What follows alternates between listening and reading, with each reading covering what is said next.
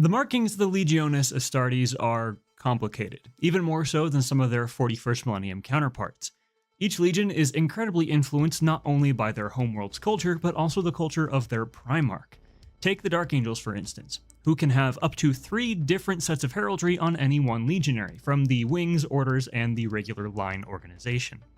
The Marines we're talking about today aren't quite that bad, but just barely. The Sons of Horus. You've heard a lot about these guys lately if you've been following the channel. Despite being the poster boys of the Horus heresy, including all the box art from 2nd edition, they don't actually take up too much space in the wider community discourse of Warhammer. Part of this, of course, is because they largely don't exist by the 41st Millennium, being divided into disparate warbands and only loosely unified by First Captain Ezekiel Abaddon, who would rather forget that the old Legion existed anyway. Despite this though, the Sons of Horus have an incredibly detailed and in-depth system of organization and heraldry, even if it doesn't really get the spotlight all too often. So whether you're trying to organize your Horus Heresy army, or if you're coming up with your own warband 10,000 years removed from the 16th Legion, welcome to GoneHollowMinis.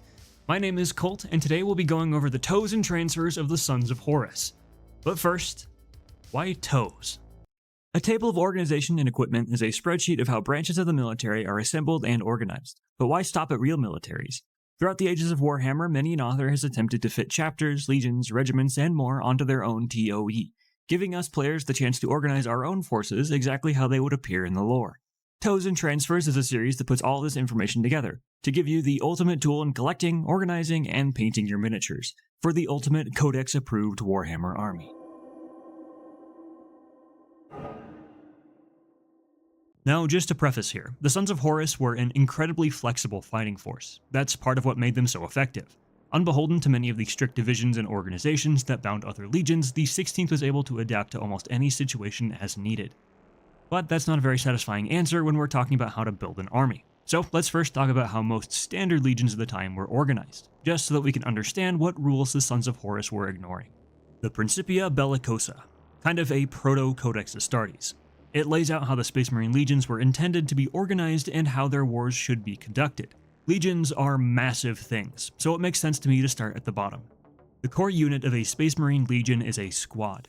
These are typically made of 10 to 20 legionaries, and are led by a sergeant. 2 tactical squads, plus 1 smaller support squad, combine to form 1 demi-company, under the command of a lieutenant. 3 demi-companies, totaling 100 Marines, make up a company. Companies are directly led by captains. In addition, each captain would be attended by a standard bearer and a bodyguard squad. Beyond this traditional structure, additional assets were often assigned at the company level. This could be additional officers, such as tech marines and apothecaries, or vehicle support, such as rhinos, gunships, and dreadnoughts. 5 of these companies combine to create 1 battalion of 500 marines. These are overseen by a lieutenant commander, who is in turn assisted by a vexillarius, guarded by a bodyguard detachment, and advised by consuls. Now hang on, there were a couple umbrella terms in there. A vexillarius is the term used for a officer's standard bearer, equerries, and subalterns. The standard bearer's job is easy enough to tell. He holds the standard. Equerries are a kind of legion officer's secretaries of a sort. They're still fearsome warriors, being Astartes and all, but often their greatest contributions may be off the battlefield. Take Malghurst in the novels, for instance. And finally, subalterns are officers that rank just below the lieutenant commander, who are there to help command the unit as a whole. And consuls. The term consul is a bit of a catch-all term for any number of individuals from the Legion's kind of extracurricular bodies, things like tech marines, librarians, and later chaplains. Keep these groups in mind, they'll come up again in larger organizational units. But back onto battalions. Each company in a battalion served a specific purpose. The first was comprised of veterans, the second through the fourth were made of line units, and the fifth was made of specialist troops, be they assault, outrider, destroyer, or other units. Here, we can also see larger groupings of additional resources, whole covenants of tech marines, entire detachments of artillery, and even smaller naval vessels like strike cruisers. 2 of these battalions combine to create a chapter of 1,000 marines. This is overseen by a Lord Commander or Chapter Master, who is, of course, attended by chapter consuls and a chapter vexillarius. The additional assets afforded at the chapter level are immense. Battle barges, entire gunship squadrons, and whole flights of assault craft or dropships. It's basically as big as you can get without being a full-on legion. Speaking of, above them you have the Legion Command. This, of course, falls to the Primarch, who typically also holds a council of his highest officers, as in the Mournival of the Sons of Horus. Additionally, you also have Legion-level consuls and a Legion-level Vexillarius. So that's how it's supposed to be, but the Sons of Horus actually diverged from this pretty far down. But now that we understand how the Legion is supposed to function, we can understand how they differ a little bit better. Kind of gives us the full picture. The company is the heart of the Sons of Horus, not the chapter or even battalion. Functionally, no chapters or battalions exist within the Sons of Horus. Instead, captains lead specialized companies of differing strengths, without the strictures of squad composition and type. Even the squads that made up each company were highly varied. In echo of Chthonian tribal practice, each squad was a tightly knit unit in its own right. These were overseen by chieftains, and often took unique names either in addition to or instead of traditional squad numbers, such as the Deathmakers, Garrock's Reavers, or the First Sons. Nowhere is this better exemplified than in the Reaver squads used prominently by the 16th. These were swift, highly aggressive shock units designed to break the enemy with decapitating strikes.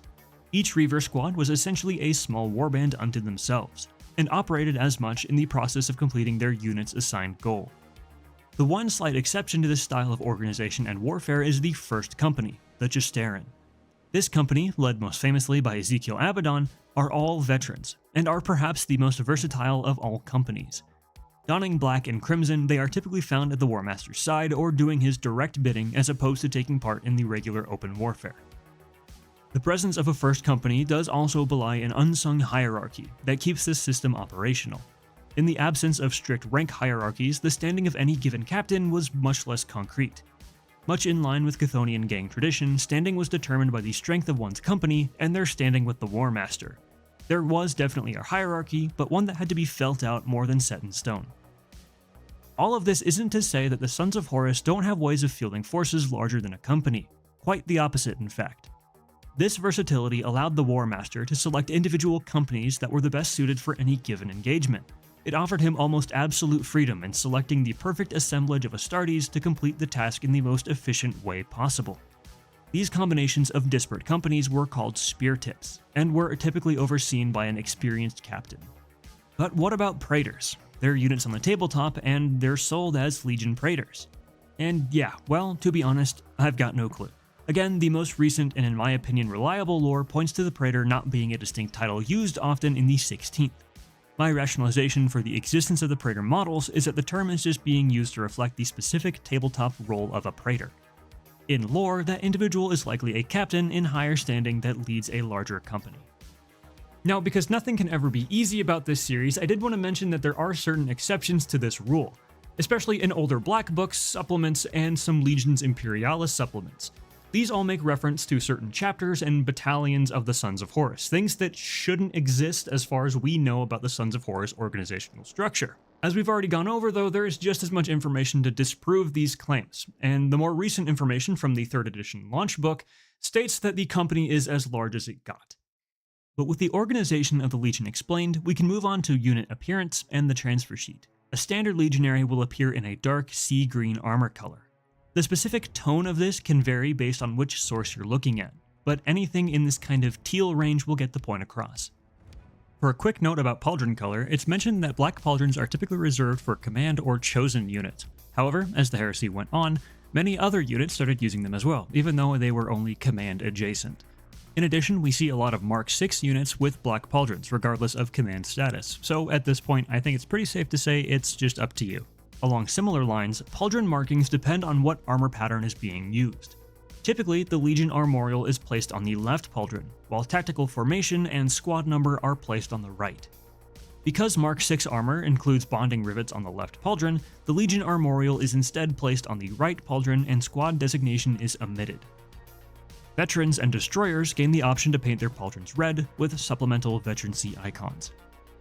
Helmet markings for rank are largely non-standard, as many veterans and sergeants replace their helmets altogether with aggressor pattern helms, though including more metallic bronze or gold elements would be a good way to designate rank. The only exceptions are vehicle crews, which paint their faceplates black, and the Inductii. The Inductii of the Sons of Horus paint their helmets black, as well as their left pauldrons and arms. But as always, there are certain exceptions. In the Sons of Horus, those are the Justarin and the Reavers. Let's start with the Justarin. Again, these are the members of the Legion's first company. They paint their armor entirely black, using crimson accents for their right pauldrons.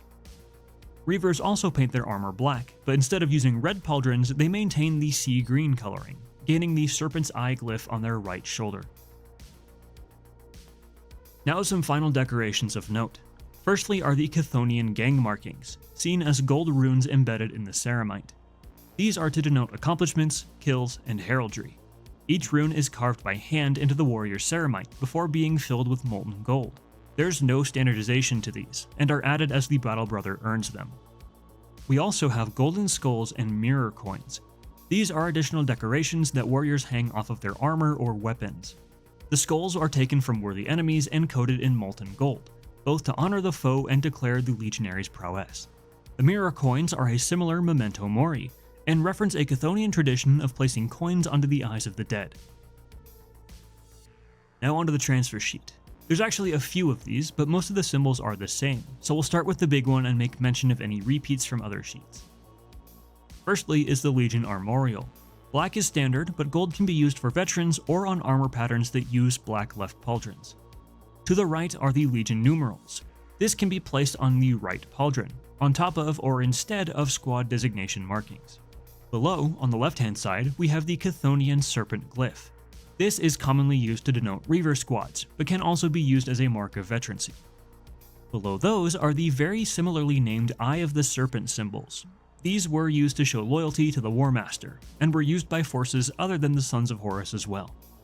To their right, we have one line of symbols used by destroyer squads, just the same as any other legion. Below them is a huge section of just Chthonian gang markings. Again, these aren't standardized, and we don't know what each specific scratch means. Feel free to use them and place them as you'd like. The Command Squad transfer sheet also has some of these, but they're in plain black and white instead of gold. I get that it was cheaper and easier to print the monochrome on a black and white transfer sheet, but they're supposed to be filled with molten gold, which makes the monochrome choice a little strange to me. The rest of the sheet is filled out with larger versions of transfers we've already covered, just bigger and fancier ones for vehicles, dreadnoughts, and banners. One last symbol that we haven't seen yet is this crescent moon, and it has a couple different meanings. The Luna Wolves, precursors to the Sons of Horus, used moons a lot in their iconography, and these could be used to show legionaries who were present for that era of the Legion's history. However, a crescent moon is also used as a campaign badge for the fateful conflict on Davin's moon. Much more sinister, but perhaps more fitting for the Warmaster's traitor sons. And there we have it, a complete guide on how to organize, designate, and paint your Sons of Horus or Descendant Chaos Warband. Keep in mind though that this is trying to use the most up-to-date sourcebook material. Whatever book you're looking at may be a little bit different. The 16th has had a couple different iterations both in color scheme and in lore, so keep that in mind. But if this video helped you on your own Sons of Horus journey, or if you just found it entertaining, make sure to drop a like and leave me a comment to let me know what you thought. While you're down there, feel free to subscribe and turn on notifications to never miss an episode, and until we meet again, friends, be safe, be kind, and don't you dare go hollow.